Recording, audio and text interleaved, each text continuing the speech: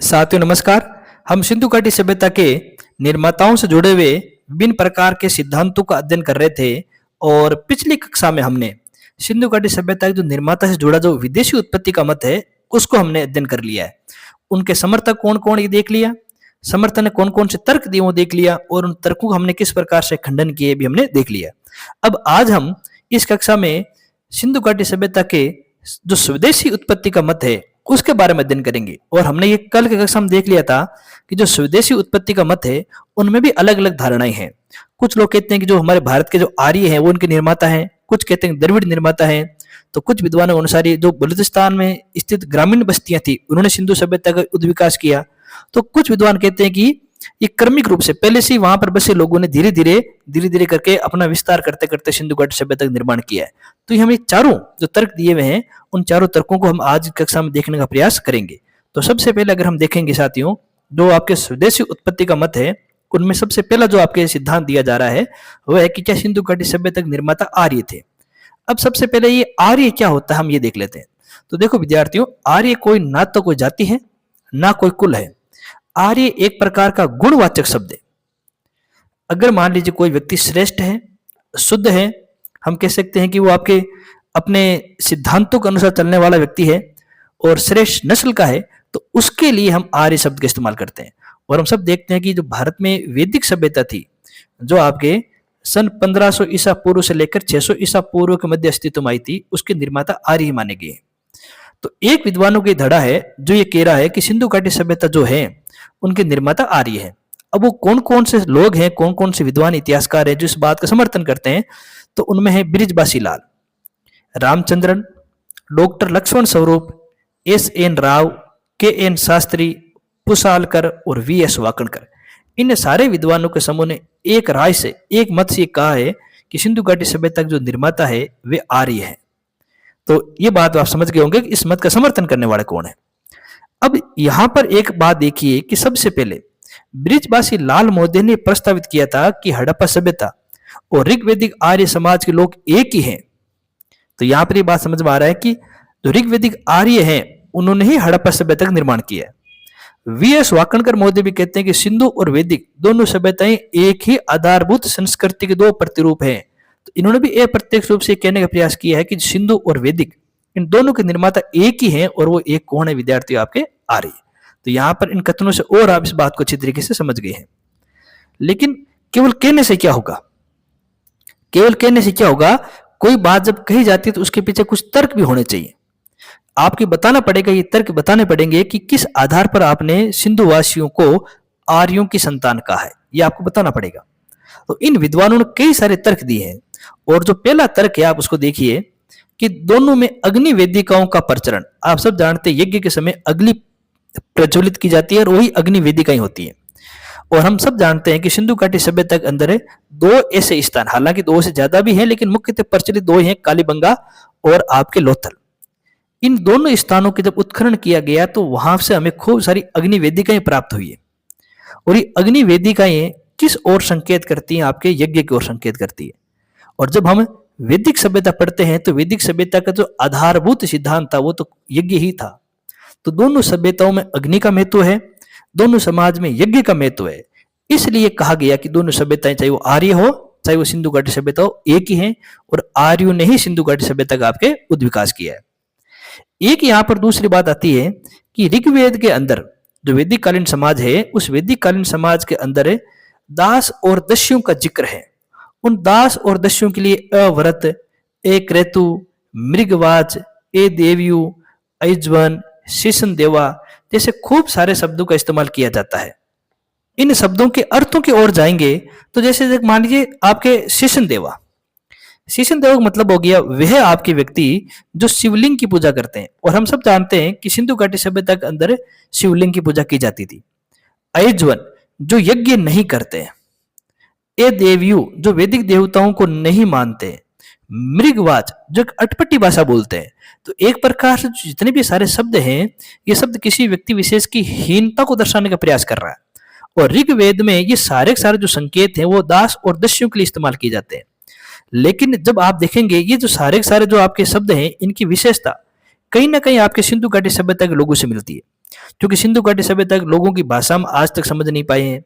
वो वैदिक देवताओं को नहीं मानते थे, वो वैदिक लोगों की तरह कर्मकांड भी नहीं करते थे, वे वैदिक देवताओं के समान इतर शिवलिंग की पूजा करते थे, जबकि हमें वैदिक सभ्यता में शिवलिंग की पूजा कहीं नजर नहीं आती है। तो ये जो सारे के सारे जो आयाम है वो सिंधु घाटी सभ्यता से जुड़े हुए हैं और इनका जिक्र आपके ऋग्वेद में हुआ है। तो कुछ विद्वान इस आधार पर भी कहते हैं कि जो ऋग्वेद है और जो सिंधु घाटी सभ्यता वो आपस में जुड़ी हुई थी।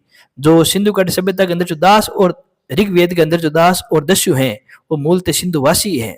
तो ये बात भी इस ओर संकेत करती है कि दोनों सभ्यताएं एक दूसरे से जुड़ी हुई है।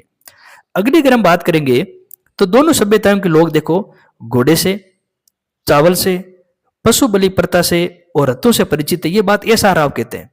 एस आर राव कहते हैं कि जब सिंधु घाटी सभ्यता का उत्खनन किया जाता है तो उनके अंतिम स्तर पर बात पता लग रही है कि वे लोग घोड़े से प्रचलित है। हालांकि हम सामान्य से पढ़ते हैं कि सिंधु घाटी सभ्यता के लोग घोड़े से ये इस पशु से परिचित नहीं थे, पर एस आर राव महोदय कहते हैं कि परिचित है। दोनों सभ्यताएं चावल का प्रयोग करना जानती थी, दोनों सभ्यताओं पशु बलि दी जा रही थी और दोनों सभ्यताओं में रथों का प्रयोग किया जा रहा है। जब हम देमाबाद खुदाई करते हैं तो देमाबाद खुदाई में हमें रथ जैसी आकृति की गाड़ी के हमें कुछ हमें संकेत मिल जाते हैं। तो ऐसा आप कहते हैं कि दोनों सभ्यताओं में इतनी समानताएं हैं, तो ये बात इस ओर संकेत कर रही है कि दोनों सभ्यताएं एक दूसरे से जुड़ी हुई है। अगर हम अगली बात करेंगे तो यहाँ पर हमें बात नजर आ रही है कि दोनों सभ्यताओं का जो विस्तार है वो एक जैसा है। अब इस बात का क्या अर्थ हो गया, विस्तार एक जैसा कैसे?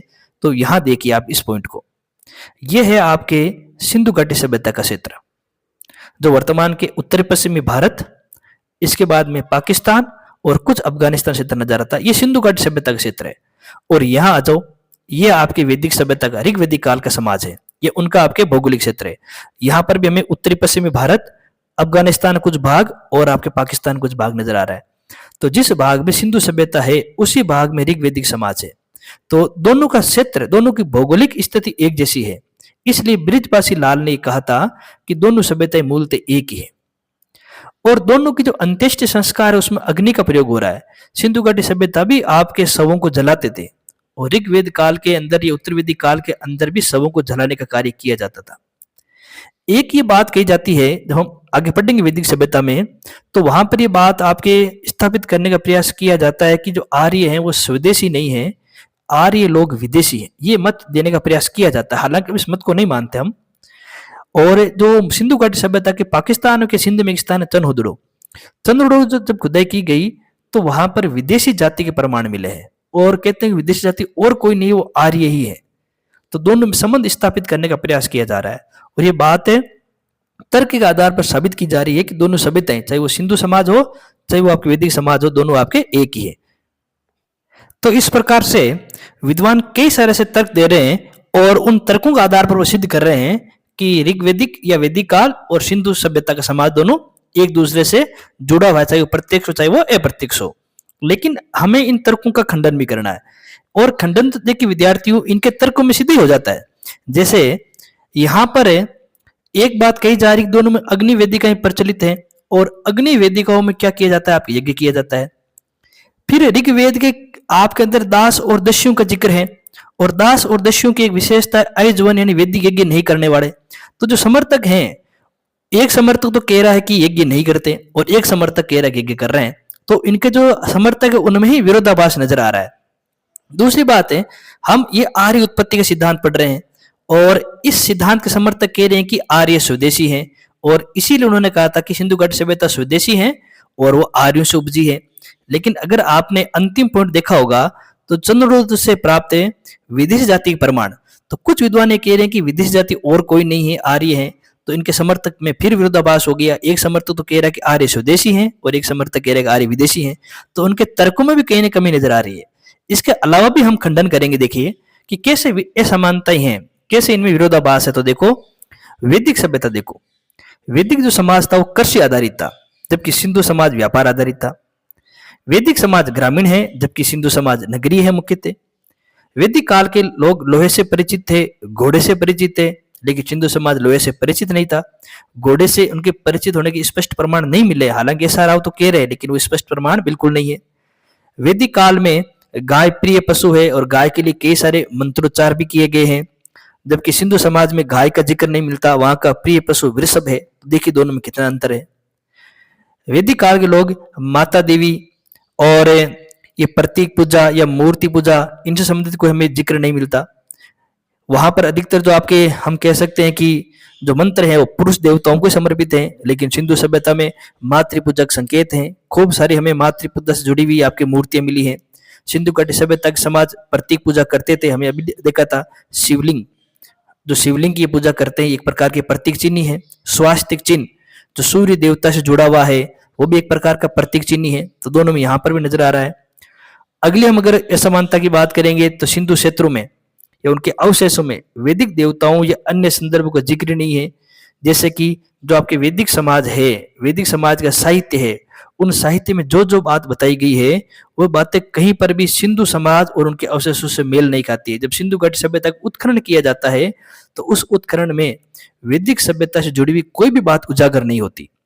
तो अगर वैदिक काल के लोग ही सिंधु सभ्यता के निर्माता होते, अगर आर्य ही सिंधु सभ्यता के निर्माता होते, तो सिंधु सभ्यता की अगर मान लीजिए पुरातात्विक स्रोतों से कोई ना कुछ जानकारी अवश्य मिलती, पर वो है नहीं। अगली बात करेंगे तो शेषन देवा को लेकर दोनों में मतांतर।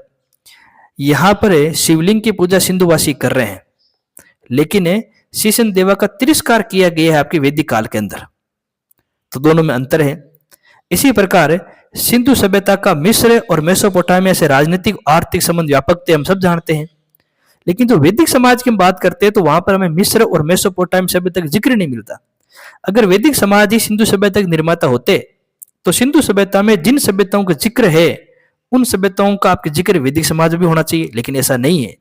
तो ये इस बात की ओर संकेत कर रहे हैं कि आर्य सिंधु घाटी सभ्यता का निर्माता नहीं है। तो हमने जो आर्य वाला सिद्धांत है उनके तर्क देख लिए और हमने देख लिया कि तर्क में भी कहीं ना कहीं विरोधाभास है। फिर हमने खुद ने विभिन्न सारे घटनाओं के माध्यम से, विभिन्न सारे तर्कों के माध्यम से हमने अंतर भी देख लिया है। तो अब ये भी नहीं माना जाता, स्वीकार भी नहीं किया जाता कि आर्य ही सिंधु घाटी सभ्यता के निर्माता थे। तो ये बात भी आप समझ लीजिए। स्वदेशी उत्पत्ति के मत में अगला मत आता है आपके सिंधु घाटी सभ्यता के निर्माता द्रविड़ थे। जो द्रविड़ आपके हम कह सकते हैं संस्कृति समाज है वो दक्षिणी भारत में थी और आर्य संस्कृति वो आपके उत्तरी भारत में थी। इस बात को आप ऐसे समझे। सुनीति कुमार चटर्जी और राखलदास बनर्जी ने ये साबित करने का प्रयास किया कि सिंधु सभ्यता के निर्माता द्रविड़ थे, और किन तर्कों के आधार पर किया है उसको देखिए आप। इनका मानना है कि जो आपके दास और दस्यु हैं जिनका जिक्र हमें वैदिक आपके समाज में मिलता है और उनका तिरस्कार किया गया है, वे और कोई नहीं है, वह द्रविड़ ही है। और ये कहते हैं कि द्रविड़ जो है वो दक्षिणी भारत से उत्तर की ओर आए हैं और फिर वैदिक काल के लोगों ने इनके लिए अलग अलग शब्दों का इस्तेमाल करते उन्हें दास और दस्यु बताया है। फिर एक पक्ष में और तर्क दिया जाता है कि द्रविड़ों के अंदर एक भाषा प्रचलित थी ब्राह्वी, और विद्वान शोध के आधार पर सिद्ध करने का प्रयास करते हैं कि ये भाषा बलूचिस्तान में बोली जाती है जो उत्तरी भारत में है, और मान लीजिए अभी उस समय के हिसाब से उत्तरी भारत में, आज के हिसाब से आपके पाकिस्तान में है। और इस ब्राह्वी भाषा से ही हड़प्पा लिपि का विकास हुआ। तो विद्वान ये कह रहे हैं कि द्रविड़ों की ब्राह्वी भाषा से ही हड़प्पा लिपि का विकास हुआ है। तो इसका मतलब ये हो गया कि द्रविड़ जो जाति है उसी ने ही आपके सिंधु घाटी सभ्यता या फिर हड़प्पा सभ्यता का उद्विकास किया है। लेकिन ये मत भी वर्तमान में आपके स्वीकार नहीं है। क्यों स्वीकार नहीं है? तो द्रविड़ एक ग्रामीण संस्कृति है जबकि सिंधु एक नगरीय सभ्यता है। अगर द्रविड़ ने ही आपके सिंधु समाज का विकास किया था तो फिर सिंधु समाज को ही ग्रामीण होना चाहिए, नगरीय नहीं होना चाहिए। तो यहाँ तो पहला अंतर तो यही नजर आ गया।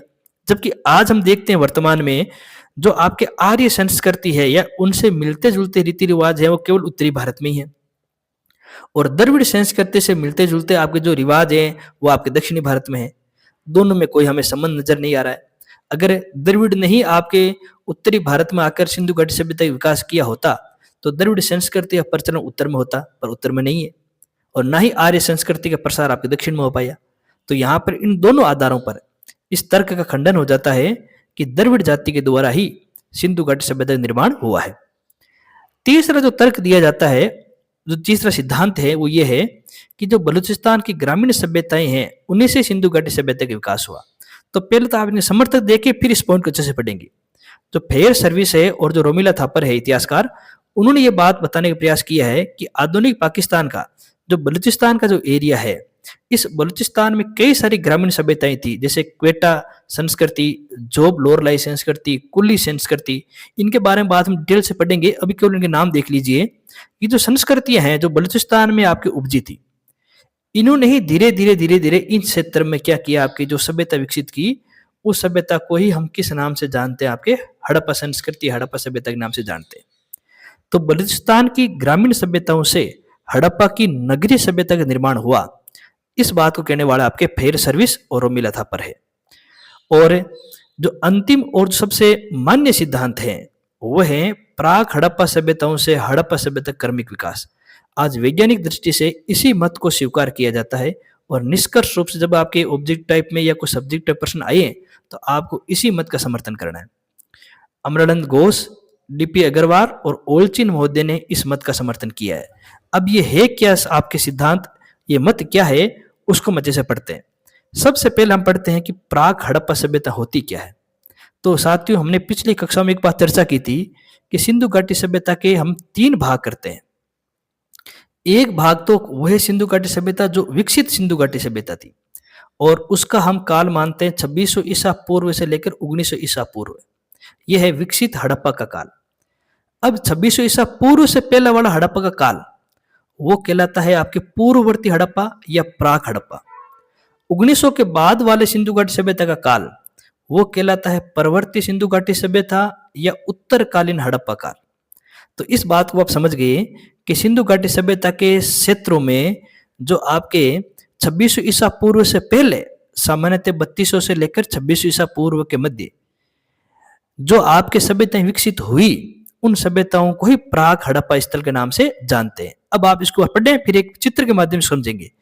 विकसित हड़प्पा सभ्यता के क्षेत्र में हड़प्पा सभ्यता से पहले यानी 3200 से 2600 ईसा पूर्व के मध्य विकसित ग्रामीण सभ्यताएं जो उत्तरी पश्चिमी भारत, अफगानिस्तान और पाकिस्तान में उपजी, उन्हें ही प्राक हड़प्पा सभ्यता कहा जाता है।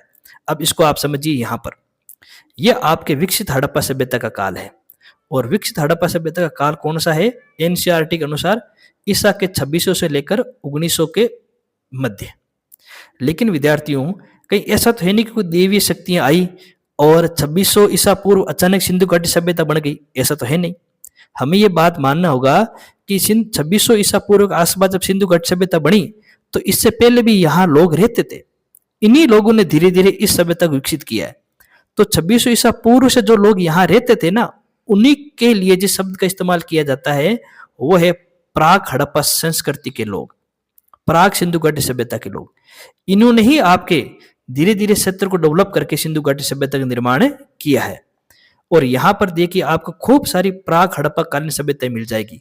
अफगानिस्तान में मुंडीगाग, देह मोरासी गुंडाई, बलूचिस्तान, ये बन्नू घाटी, ये आपके पंजाब, ये आपके राजस्थान कालीबंगा या सोती, गुजरात के कुछ भाग, ये पंजाब हरियाणा के कुछ भाग, ये सारी की सारी जो सभ्यताएं हैं वो आपके प्राक हड़प्पा सभ्यताएं हैं। और इन्हीं सभ्यताओं ने आपके इस क्षेत्र का डेवलप करके यहाँ पर सिंधु घाटी सभ्यता का निर्माण किया है। और यहाँ देखिए कैसे किया है, तो इस तर्क को देखिए आपके, जैसे उत्तरी पश्चिमी ग्रामीण संस्कृतियां हैं, ये जो प्राक हड़प्पा संस्कृति है पहले कृषि और पशुपालन करती थी। धीरे धीरे कृषि और पशुपालन के साथ उन्होंने उद्योग शुरू किया, उद्योग से व्यापार की ओर बढ़े। जब किसी क्षेत्र में उद्योग और व्यापार होता है तो वो क्षेत्र गांव से नगर की ओर बढ़ने चला जाता है। और जब ये नगरी आपस में जुड़ गए तो एक नगरीय सभ्यता का विकास हुआ, उसी का नाम था आपकी सिंधु घाटी सभ्यता। अब हमें कोई ऐसा उदाहरण मिलता है क्या? तो मिलता है, ये मेहरगढ़। मेहरगढ़ वर्तमान के बलूचिस्तान में। मेहरगढ़ जो एक प्राचीन काल में ग्रामीण क्षेत्र था, सिंधु घाटी सभ्यता तक आते आते वो एक प्रकार का नगरीय क्षेत्र बन गया। और यहाँ पर 7000 ईसा पूर्व से लेकर 2600 ईसा पूर्व के मध्य लगातार लोग यहाँ रह रहे हैं, निवास कर रहे हैं। तो जो मेहरगढ़ एक समय प्राक हड़प्पा केंद्र था और 2600 के पास आता आता वो सिंधु घाटी सभ्यता का क्षेत्र बन गया। यानी प्राक हड़प्पा क्षेत्र के लोगों ने ही अपने क्षेत्र को विकसित करके सिंधु घाटी सभ्यता में परिवर्तित कर दिया। तो ये बात पे आप ध्यान रखेंगे। जैसे आप इस बात को और अच्छे समझना चाहो तो यहाँ और आप समझ सकते हो कि सिंधु नदी किनारे जो कृषि ग्रामीण संस्कृतियां थी वो उद्योग व्यापार करने लग गई। धीरे धीरे उन्होंने अपने क्षेत्रों के परकोटे किए, परकोटों से कई नगरीय बस्तियां बन गई और वही नगरीय बस्तियां एक होकर किस सभ्यता में तब्दील हो गई? आपके सिंधु घाटी सभ्यता में तब्दील हो गई। तो ये बात भी आप ध्यान रखेंगे। और दूसरा जो तर्क दिया जाता है वो ये है कि कालीबंगा, आमरी, कोट दीजिए, आमरी और कोट दीजिए वर्तमान के पाकिस्तान के सिंध में है। और कालीबंगा का शब्द हम सभी जानते हैं राजस्थान के हनुमानगढ़ जिले से। ये सिंधु पूर्व निक्षेपों के लिए विख्यात है। देखिए कितनी ये विडंबना है, बच्चे इस लाइन को रटते हैं और कहते हैं कि सर कालीबंगा, आमरी, कोटदीजी अपने सिंधु पूर्व निक्षेपों के लिए विख्यात है, लेकिन कभी आपने समझने का प्रयास नहीं किया कि ये सिंधु पूर्व निक्षेप क्या है। वह बातें जो हमें सिंधु घाटी सभ्यता में नजर आती है वो सिंधु घाटी सभ्यता से पूर्व भी थी। जैसे सिंधु घाटी सभ्यता के नगरों की दीवारें थी, नगरों में कई सारे भवन थे, वहां पर मृद भांडों को अलंकरण चित्रित किया जाता था, यहाँ के लोग लिखना जानते थे और सींग वाले देवता की पूजा करते थे। ये सारी विशेषताएं सिंधु घाटी सभ्यता की है। लेकिन ये सारी विशेषताएं सिंधु घाटी सभ्यता से पहले कालीबंगा में भी थी, आमरे में भी थी और कोटतीजी में भी थी। यानी सिंधु से पहले भी ये जितने भी हम निक्षेप हम मान सकते हैं, ये जो आपके आयाम है, जो मान्यताएं हैं, वो इन क्षेत्रों में थी और इन क्षेत्रों से धीरे धीरे वो फिर आपके सिंधु घाटी सभ्यता में आपके बढ़ती गई आगे का आगे। तो यहाँ पर हमें देख रहे हैं कि एक जो क्षेत्र है वे क्षेत्र जो डेवलप होकर बड़ी संस्कृति में तब्दील हो गई और एक बड़ी संस्कृति क्या कहलाती है विद्यार्थियों, आपके सिंधु घाटी संस्कृति, सिंधु घाटी सभ्यता कहलाती है। और इसी मत को वर्तमान में स्वीकार किया जाता है और यही मत बिल्कुल हमें सही भी नजर आता है कि जो आपके प्राक हड़प्पा संस्कृतियां हैं, जो आपको इसमें डायग्राम नजर आएगी, ये जो प्राक हड़प्पा संस्कृति है जो सिंधु घाटी सभ्यता से पहले विकसित हुई है और इनका जो कालक्रम है वो ईसा के 3200 साल से पहले और 2600 साल के बीच में थी और 2600 साल के बाद में यही संस्कृतियां सिंधु घाटी सभ्यता का भाग बन गई। इन्हीं लोगों ने इस क्षेत्र को विकसित करके सिंधु घाटी सभ्यता में तब्दील कर दिया। तो मेरे हिसाब से सिंधु घाटी सभ्यता से जुड़े हुए जितने भी सिद्धांत हैं वे सिद्धांत आपको समझ में आ गए होंगे और उन सिद्धांतों की हमने अच्छी सी व्याख्याएं भी कर ली हैं, उनके तर्क भी देख लिए हैं, तर्कों का खंडन भी कर लिया हमने और सारी बातों को हमने बिल्कुल आराम से और अच्छी तरीके से पढ़ने का प्रयास किया है। और हम अगर सबसे पहले स्लाइड को देखेंगे, जब हमने इस विषय वस्तु की शुरुआत की थी तब हमने देखा था कि इसके निर्माता को लेकर दो बातें हैं, विदेशी उत्पत्ति और स्वदेशी उत्पत्ति। विदेशी उत्पत्ति को हमने खारिज कर दिया, स्वदेशी उत्पत्ति में हमने वैदिक आर्य वाली बात भी खारिज कर दी, द्रविड़ वाली बात भी खारिज कर दी, कुछ हद तक बलूची ग्रामीण को हमने स्वीकार किया और मूलतः हमने कर्मिक विस्तार के सिद्धांत को माना। हमने माना कि धीरे धीरे करते करते कोई क्षेत्र विकसित होता है और वो जो कृषि आधारित क्षेत्र होता है वही धीरे धीरे नगर बनता है। जब नगर आपस में जुड़ते हैं तो एक नगरीय सभ्यता का निर्माण होता है और वही नगरीय सभ्यता आज सिंधु घाटी सभ्यता के नाम से जानी जाती है। तो मेरे हिसाब से मैंने आपको सही पढ़ाने की कोशिश की है। आप इस वीडियो को अच्छे से देखें, 2-3 बार देखेंगे तो आपको भी सारी बातें अच्छे समझ में आ जाएगी। अब अगले टॉपिक में, अगली कक्षा में हम कोई और अच्छे से टॉपिक लेंगे। तब तक के लिए धन्यवाद।